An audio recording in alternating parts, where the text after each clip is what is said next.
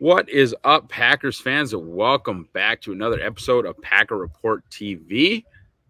I am the publisher of that very website, Packer Report, Ross Uglem, coming to you from deep in enemy territory, the lakes of Minnesota.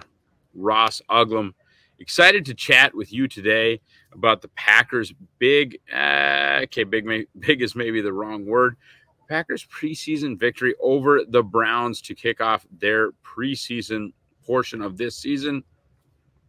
I got to say, I watched every snap live. I have not, full disclosure, I have not had a chance to go back and watch any of the All-22. I have not had a chance to go back and watch any of the replay, but I would have to just say I'm impressed. And why am I impressed? Yes, the Packers won the game, but as I kind of mentioned in the lead up to this game, not only are the important parts, and I wouldn't say that I mentioned this in the lead up to the game on the offensive side of the ball, because obviously that's Matt LaFleur. He's been Green Bay's coach as long as I've been with Packer Report. Like, the offensive side of the ball looks like Matt's side of the ball, kind of no matter what you do, right? Like, the offense looks like Matt's offense. That's not going to change. But when you get in a situation like a preseason game, and look, I get it 100%. Full disclosure, you're not showing all your cards. Matt LaFleur is not showing all his cards. But when it comes down to the absolute nuts and bolts, Matt LaFleur's offense, no matter if it's 10 at quarterback, 6 at quarterback, 17 at quarterback, no matter who the offensive line is, no matter who the skill positions players are, it's his offense against Jim Schwartz's defense. And frankly, no matter who the guys in brown and orange are, that it matters, right? Like, all of it matters, but it's sort of, this is what a Packers offense looks like, and this is what it looks like going against one of the top versions of NFL defense from a season ago in Jim Schwartz's Cleveland Browns defense. And you take that sort of into consideration. You go back and you think, okay, well, Kevin Stefanski's offense with the Cleveland Browns is one of the top offenses. Maybe that's not exactly true. Let me rephrase that. I think Kevin Stefanski is thought of as one of the top offensive minds, because maybe he's not thought of as a guy, and I don't have the numbers in front of me, the total offense numbers, right? The DVOA numbers not directly in front of me. But I don't think people are at this point completely bought in on Deshaun Watson. I don't think people right now are completely bought in on everybody that Cleveland has on the offensive side of the ball. But I think people believe in Kevin Stefanski. So what I'm saying is, regardless of first string, second string, third string, whatever, you have respect for the way Kevin Stefanski runs offense. You certainly have respect for the way Jim Schwartz runs defense. And you take that and put it against Matt LaFleur's offense and Jeff Hafley's defense. And that's what I guess I mean when I say it's like X's and O's versus X's and O's. Yes, there's not necessarily a pregame agreed upon discernible substitution pattern, right? Like, it's not like the Packers checked with the Browns and said, okay, after two series, we're going to go with Sean Clifford. We'd like you guys to put in your back. I don't even think the Browns, I think I actually heard their TV team say they did not use any defensive starters whatsoever. So it's not like there's some pregame agreement about, okay, all right, so we're going to have Jordan Love for one series, and we're going to go Sean Clifford. These will be the offensive linemen we take out. These will be the receiver. Like, that doesn't happen, and it doesn't happen on the other side either. So when I'm saying I enjoyed watching this game, I enjoyed watching Matt LaFleur and Jeff Hafley versus Kevin Stefanski and Jim Schwartz. That was a fun thing to take in. And look, I 100% get it, right? Fully admitting that Kevin Stefanski probably didn't show his whole hand. I'm not even going to list all the coaches. Like, all four of them didn't show everything that they have to show. They just didn't. Okay.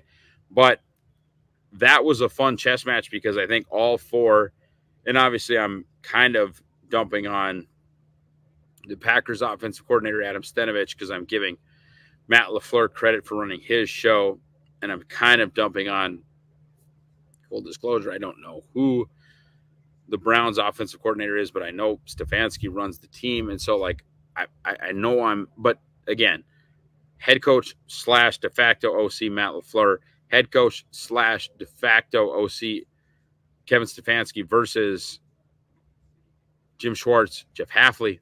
That was a fun thing to watch. Other than that, individual performances, obviously, like the Love thing was fun. Hitting a bomb to Wicks was fun. Getting the starters out of there healthy was good. I thought Emmanuel Wilson was good. I'm not ready to cut. I think a lot of people were ready to cut. I'm not ready to cut A.J. Dillon like a lot of people were. But I think Emmanuel Wilson at least made, I don't know what he made. I don't know if he made a case for 4 running backs on the roster. I don't know if he made a case for a practice squad spot, which honestly I would guess is probably almost guaranteed to him at this point. So maybe that's not something special, but I don't know what that was all about. But you have to be continually impressed with Emmanuel Wilson. Clifford was fine.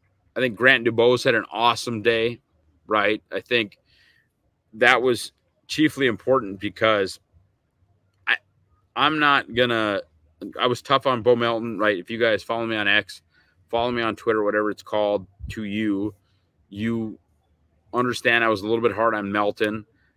I'm not going to, I don't know, process judgment upon Bo Melton based on one preseason game, considering the big plays that he's made in real NFL football games. Today was not good for him. Okay, today was not good for him. Today was very good for Grant Dubose. I think Grant Dubose made a statement today. I don't know if that statement jumps him over Bo Melton. I think that statement jumps him over Malik Heath. And honestly, if we're talking about roster construction, I think Heath and Dubose are more a match for each other from a competition standpoint than Heath Melton or, frankly, Dubose Melton. To me, Bo Melton does a specific thing, and that's why he's so important to the Green Bay Packers. Yes, I think by all rights he has earned the 5th wide receiver spot. Again, throwing out today's results, right? I think what he did last season for the Packers and just in general, I believe that Bo Melton is the 5th most valuable, 5th most important, whatever vernacular you want to use. I think Bo Melton is that guy for the Green Bay Packers, but he does a specific thing, right? I think in a way he's Christian Watson insurance. He runs in a way that only Christian can run. I think Musgrave affects linebackers and safeties in a similar way that Christian Watson affects defenses in general, but no one has the actual vertical speed that Christian Watson has outside of Bo Melton. I don't know that Bo is necessarily like a slot receiver. I know he can play the slot. Maybe he is Jaden Reed's primary backup. I know Musgrave can play slot. I know Watson can play slot. I know they have a lot of guys that can do that. But from a play style standpoint and from an importance standpoint, I really do believe that Bo Melton has a position in the sense that, like, especially after today, he's not competing with Wicks. He's not competing with Reed. Reed is the #1 punt returner, the #1 slot receiver. I don't think Reed's spot is in danger, and I don't think Dobbs or Watson's spot is really being talked about. In fact, I don't know if you even see either of those two for the rest of the preseason, which is fine. But in the sense of like what these guys will be asked to do, down in, down out, I do think that Dubose versus Heath is a very real question. Like, possession guy, right? Size guy. I don't think Dubose is, and I don't have the height weight in front of me right at this second. I just know that the both of them are legitimate outside receiver, height weight, outside receiver archetype type guys. So I think Heath versus Dubose is a much more real competition in the sense that I think they could fill the same role for the team or a similar role for the team. So if you're Brian Gutekunst, you say, hey, man, we have, good players at XYZ spot. You know, we've kept 7 receivers in the past. We're not doing this. We're cutting it off at 6. Like Melton and Reed can do kind of the similar things. You were never going to cut Reed in the first place. At the same time, you got Watson, right? You got Wicks, right? You've got Dobbs. You're not going to cut. Okay, that's 1, 2, 3, 4, 5. So Dubose versus Heath from both a roster construction standpoint and a what do you do well standpoint. I think both of those make sense as a competition. And I would say Grant Dubose took a massive step forward in that competition today. Defensively, I really am excited. I think, you know, obviously they did well, right? From a scoreboard perspective, you know, not having John, not having a lot of guys. But just from, and I want to go back, right? They didn't have Edgerrin Cooper. They didn't have Tyron Hopper. They played a lot of guys that probably won't play a ton of NFL football this year, a lot of snaps. And that's what I mean when it's just sort of like a naked X's and O's versus X's and O's. I think Jeff Hafley did a great job without a lot to his or in his quiver. He didn't have a lot of arrows in his quiver, I guess is the point that I'm trying to make here. But with that said, yes, I want to go back and look at the scheme differences.